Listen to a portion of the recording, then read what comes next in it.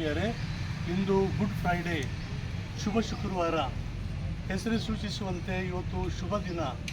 ಏಕೆಂದರೆ ಮಾನವನು ತನ್ನ ಪಾಪದಿಂದ ದೇವರಿಂದ ದೂರ ಸರಿದ, ಇದ್ದ ಸಂಬಂಧವನ್ನು ಕಡಿದು ಹಾಕಿದ. ಆದರೂ ದೇವರು ಅವನನ್ನು ಕೈ ಬಿಡಲಿಲ್ಲ. ತನ್ನ ಏಕೈಕ ಮಗನನ್ನು ಕಳುಹಿಸಿ ಶಿಲುಬೆ ಮೇಲೆ ಪ್ರಾಣತ್ಯಾಗ ಮಾಡಿ ಇಡೀ ಮನುಕುಲವನ್ನು ರಕ್ಷಿಸಿದರು. ಅದಕ್ಕಾಗಿ ಈ ಶುಭ ದಿನದಂದು ಯೇಸು ಕ್ರಿಸ್ತರ ತ್ಯಾಗದ ಪ್ರೀತಿಯ ಸಂಕೇತವಾಗಿ ನಾವು ಆಸ್ಪತ್ರೆಗಳಲ್ಲಿರುವ ರೋಗಿಗಳಿಗೆ ಹಣ್ಣು ಹಂಪಲುಗಳನ್ನು, ಬ್ರೆಡ್ಡನ್ನು ಹಂಚುತ್ತೇವೆ. ಇದು ಯೇಸು ಕ್ರಿಸ್ತರು ನುಡಿದ ಮಾತಿನ ಪ್ರಕಾರ ನಾವು ಈ ಒಂದು ಪವಿತ್ರ ಕಾರ್ಯವನ್ನು ಹಮ್ಮಿಕೊಂಡಿದ್ದೇವೆ. ಯೇಸು ಕ್ರಿಸ್ತ ನುಡಿದರು, ಗೆಳೆಯರಿಗಾಗಿ ತನ್ನ ಪ್ರಾಣವನ್ನೇ ಅರ್ಪಿಸುವುದಕ್ಕಿಂತ, ದಾರಿ ಎರೆಯುವುದಕ್ಕಿಂತ ಹೆಚ್ಚಿನ ಪ್ರೀತಿ ಇಲ್ಲ ಎಂದು ನುಡಿದರು. ಅವರು ನುಡಿದಂತೆ ನಡೆದು ಇಡೀ ಮನುಕುಲ ರಕ್ಷಣೆಗಾಗಿ ಶಿಲುಬೆಯ ಮೇಲೆ ಪ್ರಾಣತ್ಯಾಗ ಮಾಡಿದರು.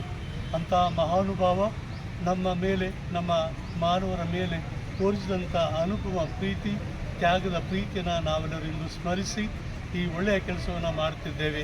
ನಿಮ್ಮೆಲ್ಲರಿಗೂ ಶುಭ ಶುಕ್ರವಾರದ ಶುಭಾಶಯಗಳು. ದಯಾಮಯ ದೇವರು ಪ್ರಭು ಯೇಸು ಕ್ರಿಸ್ತ ನಿಮ್ಮೆಲ್ಲರನ್ನ ಹೇರಳವಾಗಿ ಆಶೀರ್ವದಿಸಲಿ. ಮತ್ತೊಮ್ಮೆ ಎಲ್ಲರಿಗೂ ಶುಭ ಶುಕ್ರವಾರದ ಶುಭಾಶಯಗಳು. ಶುಭ ಶುಕ್ರವಾರ, ಯೇಸು ಶಿಲುಬೆ ಪ್ರಾಣತ್ಯಾಗ ಮಾಡಿದ ದಿನ. ಇದರ ಪ್ರಯುಕ್ತ ಯೇಸು ನಮಗೆ ತೋರಿಸಿದಂಥ ಪ್ರೀತಿಯನ್ನು ನಾವು ಸಹ ನಮ್ಮ ಈ ಕೆಲವು ಚಟುವಟಿಕೆಗಳಲ್ಲಿ ಯೇಸುವಿನ ಪ್ರೀತಿಯನ್ನು ಹಂಚುತ್ತಿದ್ದೇವೆ. ಹಾಗೆ ಈ ಪುಷ್ಟಿಕನ್ನು ಈ ಬಡವರಿಗೆ ಶುಭ ಶುಕ್ರವಾರದಂದು ಯೇಸುವಿನ ನಾಮದಲ್ಲಿ ಕೊಡ್ತಾ ಇದ್ದೀವಿ. ದಯಾಮಯ ದೇವರು ಯೇಸು ನಿಮ್ಮೆಲ್ಲರನ್ನು ಆಶೀರ್ವದಿಸಲಿ. ಶುಭ ಶುಕ್ರವಾರ ಶುಭಾಶಯಗಳನ್ನು ನಿಮಗೆ ಕೋರುತ್ತೇನೆ.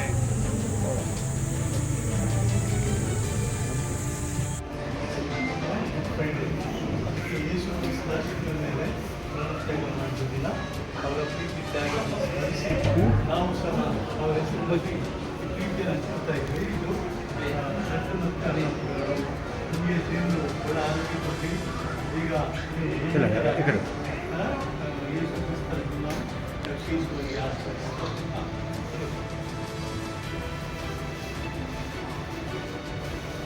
ಈ ಹಣ್ಣುಗಳನ್ನು ನಮಗೆ ತರಿಸ್ತಾ ಇದ್ದೀವಿ.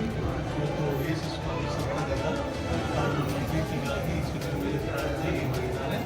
ಅದಕ್ಕಾಗಿ ಆ ಪ್ರೀತಿಯನ್ನು ತೋರಿಸಲಿಕ್ಕೆ ಈ ಹಣ್ಣುಗಳನ್ನು ಹಂಚ್ಕೊಳ್ತಾ ಇದ್ದೀವಿ. ದಯವಿಟ್ಟು ಸ್ವೀಕರಿಸಿ. ಶುಭವಾದ.